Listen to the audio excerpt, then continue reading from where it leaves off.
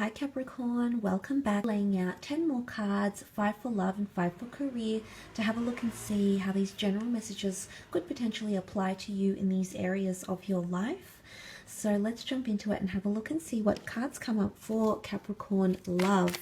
So this can be for Capricorn, Sun, Moon, Rising, Venus, for love.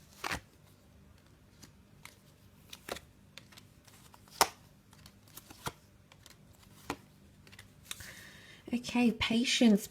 Something about timing is coming up here with the Temperance card.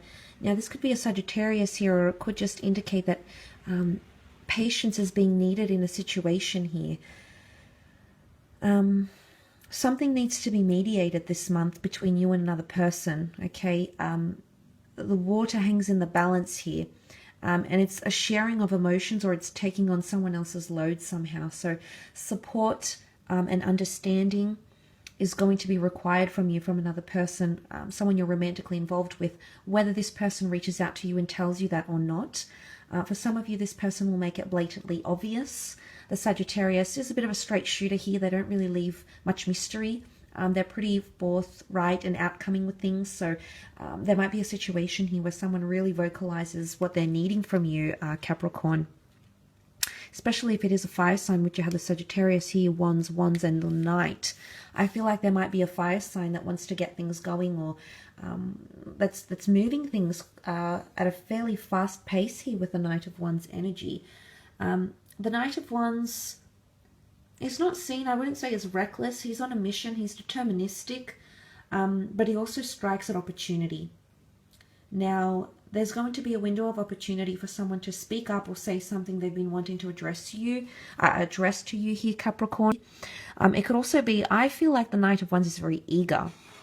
So I feel like there's someone very eager, romantically, physically, sexually, very eager to be in your path, or to reunite with you, or to connect with you.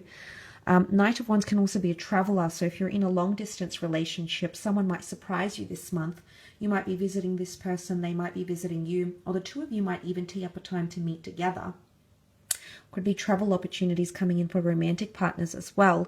And then the Six of Swords is here, which could further reiterate that travel opportunity or foreign lover that might be coming in. But it also speaks of a journey. Some of you might be faced with resistance in love. There could be a disagreement here, an impulsive decision that's made. There could be someone wanting to walk away, maybe not forever, but maybe for a few days, for a few hours. They might be disconnecting to you from you, and they might be the ones that need to think and revisit these big questions that they have in love or philosophy, or questions around pacing. But both the Knight of Wands and the Knight of Swords are very similar in that regard, because he thinks very quickly, irrationally, and he acts on that. So he's the actor, he's the thinker. So impulsive decisions, whether yours or someone else's, a fire sign or an air sign here. If this is you, Capricorn, because you represent the Pentacles, if this is in fact you as the Four of Pentacles, you're actually withdrawing, much like that Four of Swords energy. So either you're withdrawing from a situation, or you're not fueling something.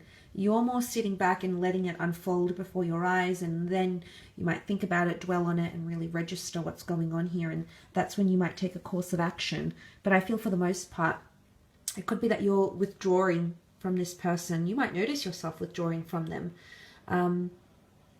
Or there could be a fellow earth sign around you, a fellow Capricorn, a Virgo, or a Taurus, who might be withdrawing from you. It's a quiet phase. It could be clinginess or codependency as well. There might be someone who's growing very codependent on you and what you provide, what you bring to them, or what you bring to the relationship, Capricorn. Expectations, okay, a lot of expectations here. Some expectations might not be met, and this is why that Seven of Swords is coming up. And I did mention wishes and fulfillment and fantasies and realities and things, someone trying to please you in that regard. But it might not meet the expectations that you have of this person or this relationship. I wouldn't say there's disappointments, but I would say there's possibly a situation here that needs to come to the surface and will, will come full circle, and it's either a lesson learned or it's going to elevate you, and you're going to see that you're actually past this phase in your life, or past a level, or past certain feelings. It's going to really solidify things for you, I feel, during this month. So that could also be coming up.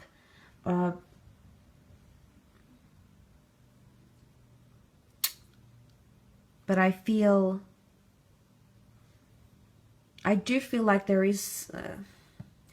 could be someone leaving the picture somehow, Capricorn. If they're not leaving physically, then mentally someone's checking out. And it could be just someone pulling away, someone that's needing distance, and you have to trust. The Six of Swords goes to the Temperance card, so you have to trust that they need to find some sort of balance, or they need to follow their... the angel can personify the higher realm, our subconscious, you know, something else that's calling us, something spiritual. They need to follow their spiritual path, their emotional path. And this is why they might be falling back, or this is why they might be taking time away and disconnecting, because there's a path they need to follow, whether for their children, whether for their sanity, their subconscious, their emotional orientation. Something like that could be coming up around them during this time as well. Let's have a look at your career and business and see what comes up around there, Capricorn.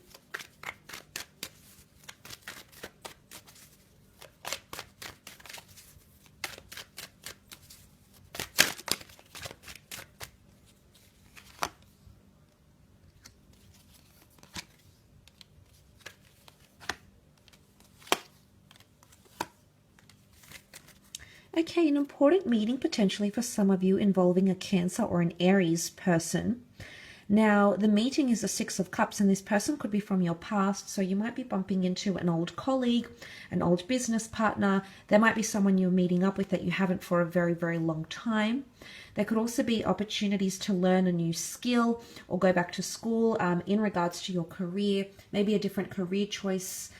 That might also be the case, because children can represent development and education, working with children as well here. But the moon is here. Now, it's either you're picking up something that you have done or wanted to do from your childhood or your former years, Capricorn. But there's some sort of sentiment or nostalgia attached to your career or somewhere where you're working. You might be leaving and it's bittersweet. You might be revisiting a past idea. You might be leaving and no longer working with someone that's been with you for a very long time in the business or the company.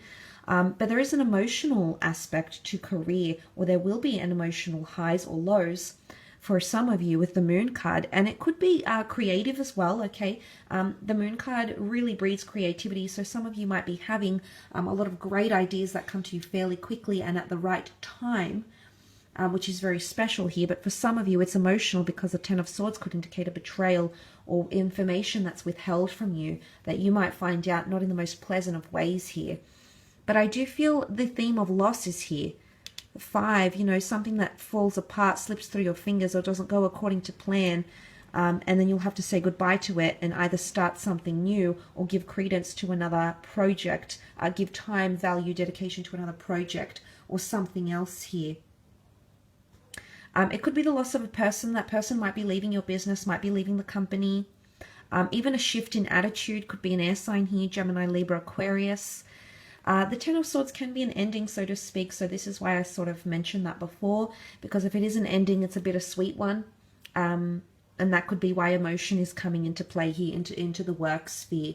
It could also be you learn something quite emotional, okay, about maybe you discover something about yourself, or you learn something emotional about someone you're working with. Maybe someone that's had a bit of a facade. You know, the Emperor has to be quite poised and cool, calm and collected because he represents his dominions. So he needs to be the face of everything that he rules over. So there could be someone showing you a softer side to them, or maybe a more vulnerable side in the workplace. It could also be that you cross a boundary for some of you that you're working with. You cross a boundary from a professional relationship with someone, and it could even be romantic. It could be romantic with the flowers here, the children, the excitement, or it could be an emotional boundary that you cross.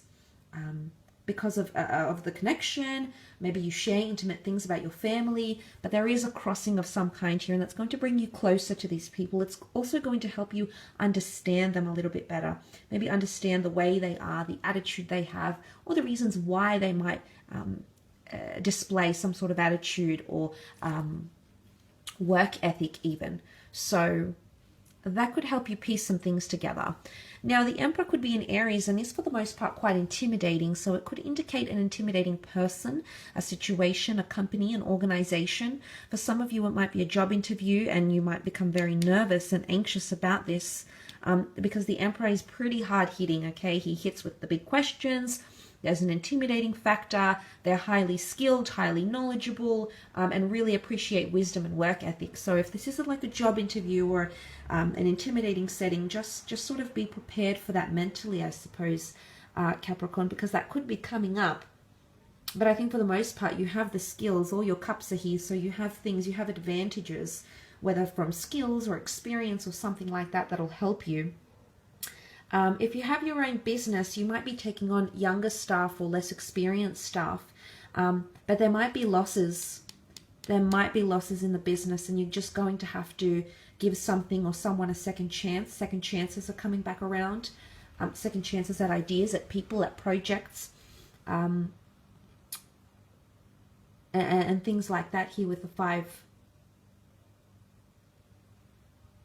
Five of Cups. But I do sense there'll be a lot of stops and starts in business or career. But fortune is looking up. There could be someone influential with the Emperor, an agent, a collaborator, a sponsor, someone from management, someone from high up that might be watching you, might be wanting to connect with you, hear your opinion, hear your feedback. But let's look at the Emperor. The Emperor often rules new beginnings because the Emperor is the Aries. He ushers in the zodiac, the first of the zodiac here. So it's quite interesting that he's come up. You might be pioneering something here, paving way. The Aries is often a trendsetter.